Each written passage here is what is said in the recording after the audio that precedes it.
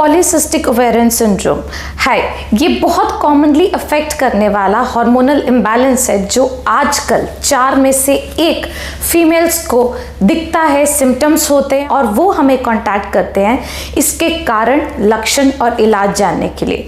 तो आज बात करेंगे पॉलीसिस्टिक ओवेरियन सिंड्रोम क्या होता है, क्यों होता है और इसके क्या लक्षण होते हैं। पॉलीसिस्टिक ओवेरियन सिंड्रोम, जैसा कि इसमें सबसे इंपॉर्टेंट वर्ड है ओवरी, तो ये आपके अंडाशय को अफेक्ट करता है। ओवरी में कुछ ऐसे चेंजेस होते हैं जो हार्मोन की गड़बड़ी को दर्शाते हैं और वही पिक्चर हमें अल्ट्रासाउंड पे भी दिखाई देती है। तो अगर कंपेयर करें नॉर्मल ओवरी और पॉलीसिस्टिक ओवेरियन सिंड्रोम में, तो ओवरी में जो छोटे छोटे से हमें फॉलिकल्स दिखाई देते हैं पीरियड की शुरुआती में, यानी जब पीरियड आए दूसरे तीसरे दिन पे, उन्हीं में से एक जो है वो बड़ा होके अंडे को कंटेन करता है और प्रेगनेंसी के लिए मैच्योर होता है। पर पॉलीसिस्टिक ओवेरियन सिंड्रोम में ये जो छोटे छोटे फॉलिकल्स होते हैं ये ज़्यादा मात्रा में होते हैं। पॉली मतलब ज़्यादा, सिस्टिक मतलब फ्लूइड फिल्ड, तो इसीलिए इसका नाम पड़ा है। पर हम जो आम भाषा में सिस्ट बोलते हैं, ये वो सिस्ट नहीं होते हैं, क्योंकि एक सिस्ट होता है जो 1 सेंटीमीटर से बड़ा हो, पर इसमें जो छोटे छोटे से सिस्टिक चीज़ें बोली जा रही है वो एक्चुअली होते फॉलिकल्स हैं, पर उनकी मात्रा एक नॉर्मल ओवरी से बहुत ज़्यादा होती है और इसी वजह से ये हार्मोन की जो दिक्कतें पैदा करते हैं, जो नॉर्मल साइकिल होनी चाहिए कि उसी सिस्टिक कुछ फॉलिकल्स में से एक फॉलिकल बड़ा होके अंडा बनाए ताकि साइकिल रेगुलर हो, प्रेगनेंसी अपने आप आ जाए, पीरियड अपने आप आ जाए, वो नहीं हो पाता है। तो एक अल्ट्रासाउंड पिक्चर अगर आपका ऐसा है तो आप कंपेयर कर सकते हैं ये छोटे छोटे से जो फॉलिकल्स हैं ये पॉलीसिस्टिक ओवरी में 12 से ज़्यादा मात्रा में और नॉर्मल में 5-6 के करीब होते हैं। सो आपका हो सकता है कि सिर से पैर तक कोई सिम्टम नहीं हो, पर सिर्फ एक अल्ट्रासाउंड की रिपोर्ट पॉलीसिस्टिक ओवेरियन मॉर्फोलॉजी दर्शाती हो, पर सारा पॉलीसिस्टिक ओवेरियन मॉर्फोलॉजी अल्ट्रासाउंड पे जो दिखता है वो पॉलीसिस्टिक ओवेरियन सिंड्रोम नहीं होता, क्योंकि अगर हमें इससे एक सिंड्रोम बोलना है तो इसमें कुछ लक्षण होने चाहिए, कुछ कारण होने चाहिए और कुछ ब्लड रिपोर्ट ऐसी होनी चाहिए जो इस तरफ अंदेशा करे कि आपको पॉलीसिस्टिक ओवेरियन सिंड्रोम है। तो पॉलीसिस्टिक ओवेरियन सिंड्रोम के आखिर क्या कारण होते हैं? कुछ 4 प्राइमरी कारण पाए गए हैं पॉलीसिस्टिक ओवेरियन सिंड्रोम के। इसमें जेनेटिक्स, यानी आपके अंदर कुछ ऐसे जीन्स हैं जो कोई एक नहीं है बल्कि छोटे छोटे बहुत सारे एरियाज ऑफ जेनेटिक मेकअप होता है जो आप अपने मदर से एक्वायर करते हैं। हम ओपीडी में जब ये बात करते हैं तो कहते हैं कि हमारे पेरेंट को तो कभी, हमारी मदर को या हमारी फैमिली को, मासी को, मैटरनल साइड पे कभी भी किसी को पॉलीसिस्टिक ओवेरियन सिंड्रोम नहीं रहा। पर ये समझने वाली बात है ये जो छोटे छोटे जीन्स होते हैं एनवायरमेंटल एक्सपोजर की वजह से, पुअर लाइफस्टाइल कंडीशंस की वजह से हार्मोनल इम्बैलेंस को राइज करता है। सो आप एक जेनेटिक मेकअप के साथ पैदा हुए हैं, पर आपके आसपास का जो एनवायरनमेंट है वो आपके मदर जैसा बिल्कुल अब नहीं है। आप जो लाइफस्टाइल फॉलो कर रहे हैं, लाइफस्टाइल मतलब आप क्या खा पी रहे हैं, कैसा आपका दिनचर्या बीतती है, कैसा एक्सरसाइज पैटर्न है, किस तरीके का काम है, कितना तनाव है, वो सब आपकी मदर से आपका अलग है। तो वो मौका देता है इन जीन्स को एक्टिवेट होने का, जिसकी वजह से हार्मोनल इम्बैलेंस होता है और आप पॉलीसिस्टिक ओवेरियन सिंड्रोम के सिम्टम्स को अनुभव करते हैं। अगर इसको डिटेल्ड उसमें देखें तो क्या हो रहा है आखिर पॉलीसिस्टिक ओवेरियन सिंड्रोम की एक फीमेल बॉडी में। नॉर्मली ब्रेन से हार्मोन रिलीज होता है FSH LH, ये जाके ओवरीज पे एक्ट करता है ताकि वो अंडे बनाए, ईस्ट्रोजन बनाए। अब इस पॉलीसिस्टिक ओवेरियन सिंड्रोम की कंडीशन में FSH LH का रिलीज जो है वो खराब हो जाता है। जितनी मात्रा में होना चाहिए उससे अधिक LH रिलीज होने की वजह से ये जो ओवरीज हैं ये ढंग से बिहेव नहीं करती और इसमें जो ओवुलेशन होना चाहिए वो नहीं हो पाता है। मेंस्ट्रुअल इरेगुलरिटीज़ होती हैं और बच्चादानी की परत जो है वो मोटी होती चली जाती है। पीरियड या तो टाइम पे नहीं आते, लेट होते हैं, और जब होते हैं तो हैवी होते हैं और कभी कभार मिस हो जाते हैं। और आप ये देखेंगे कि हो सकता है कि पीरियड बिना दवाई के आए ही ना।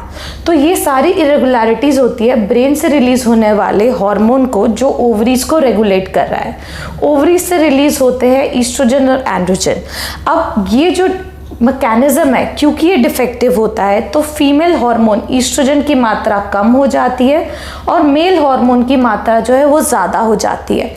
ये गड़बड़ी रेशो की आने की वजह से मेल हार्मोन ज़्यादा होते हैं तो वो मेल हार्मोन के सिम्टम्स प्रोड्यूस करते हैं, जैसे कि पिंपल्स होना, ऑयली स्किन होना, हेयर फॉल होना, चेस्ट पे, चिन पे जहाँ पे आमतौर पे हेयर नहीं होते हैं वहाँ पे हेयर ग्रोथ होना, जिसको हर्स्यूटिज्म कहते हैं। तो ये सिम्टम्स होते हैं एंड्रोजेनिक एक्सेस की वजह से, मेल हार्मोन एक्सेस की वजह से।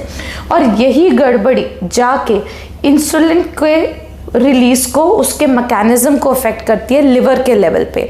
अब ये इंसुलिन रेजिस्टेंस का कारण बनता है और इंसुलिन रेजिस्टेंस फर्दर एंड्रोजेंस को बढ़ाता है। इंसुलिन एक वो हार्मोन है जो आपके शरीर में सारे जो पदार्थ खाए गए हैं वो जब ग्लूकोज में कन्वर्ट हो जाते हैं उसके यूटिलाइजेशन में हेल्प करता है।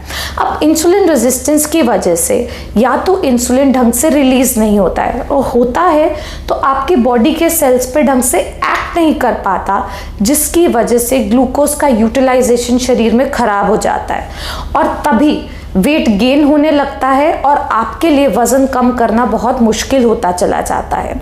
तो ये सारी चीज़ें जो हैं ये कारण बनती हैं पीसीओएस के सिम्टम्स का। तो जैसा कि हमने बात करी कि कुछ सिम्टम आएंगे androgen excess, male hormone excess की वजह से, कुछ इंसुलिन रेजिस्टेंस की वजह से, और कुछ आपकी साइकिल गड़बड़ी, FSH, LH और शरीर के फीमेल हार्मोन के इम्बैलेंस की वजह से। सो ऑयली स्किन होना, नींद आने में दिक्कत होना, डिप्रेशन, मूड स्विंग्स, अपनी बॉडी इमेज के लिए कॉन्शियसनेस, सिर के बालों का झड़ना, पीरियड्स के इरेगुलरिटी होना, प्रेगनेंसी आने में दिक्कत होना क्योंकि जो अंडा है वो टाइम पे नहीं बन रहा या वो बन ही नहीं रहा, साइकिल्स लेट हो रही हैं, तो आप अपना फर्टाइल विंडो नहीं प्लान कर पाते हैं, और अगर साइकिल्स आ ही नहीं रही हैं तो एग नहीं बनेगा तो प्रेगनेंसी का चांस 0 रहता है उस महीने। वज़न बढ़ता चला जाता है और वज़न कम होने में भी दिक्कत होती है। और एक्सेसिव हेयर ग्रोथ चेहरे पे, चिन पे, जहाँ पे नॉर्मली फीमेल्स में नहीं होते, मेल हार्मोन की वजह से उसमें एक्सेस ग्रोथ होती है। एंड पिंपल्स, अगेन ये एंड्रोजेनिक रीज़न है। ज़रूरी नहीं है ये सारे सिम्टम्स एक पॉलीसिस्टिक ओवेरियन सिंड्रोम के फीमेल में हमें दिखाई दे। कभी कभार सिर्फ 3 में से 2 चीज़ें होना ही पर्याप्त होता है। वो क्या 3 चीज़ें हैं? सबसे पहला तो पीरियड की गड़बड़ी होना, जिसके अंदर साइकिल देरी से हो रही है या फिर दवाई के बिना नहीं हो रही है। दूसरा, ब्लड में मेल की हार्मोन ज़्यादा आना या फिर मेल हार्मोन एक्सेस के सिम्टम्स होना। और तीसरा, आपका अल्ट्रासाउंड पे ऐसी पिक्चर होना जिसमें वो छोटे छोटे फॉलिकल्स जिसकी हमने बात करी, जिसे आम भाषा में सिस्ट बोलते हैं, वो एक ओवरी में 12 से ज़्यादा होना या ओवरी का वॉल्यूम 10 cc से ज़्यादा होना। तो अगर इन 3 में से 2 भी सिम्टम्स हैं तो वो पॉलीसिस्टिक ओवेरियन सिंड्रोम बनते हैं। अब किसी को आइडेंटिफाई करना क्यों ज़रूरी है कि पॉलीसिस्टिक ओवेरियन सिंड्रोम है? क्योंकि इन सिम्टम्स के अलावा आगे चल के, because it is a lifestyle disorder, BP होना, शुगर होना, यूट्रस की लाइनिंग, एंडोमेट्रियम का कैंसर होना, इसका रिस्क होता है। मेटाबॉलिक सिंड्रोम होना, हार्ट की प्रॉब्लम्स होना।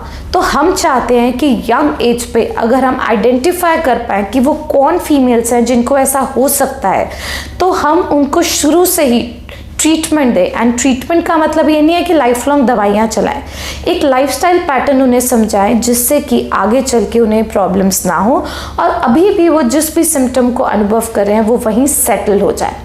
अगर आपके और कोई सवाल हो पॉलीसिस्टिक ओवेरियन सिंड्रोम से रिलेटेड तो हमें ज़रूर मैसेज करें। आगे इसी सीरीज़ में हम बात करेंगे क्या वो ब्लड टेस्ट है जो पीसीओएस में कराने चाहिए, पीसीओएस में आखिर बांझपन क्यों होता है और उसका क्या इलाज है, और पीसीओएस को अगर हमें जड़ से ठीक करना है तो उसके क्या इलाज है।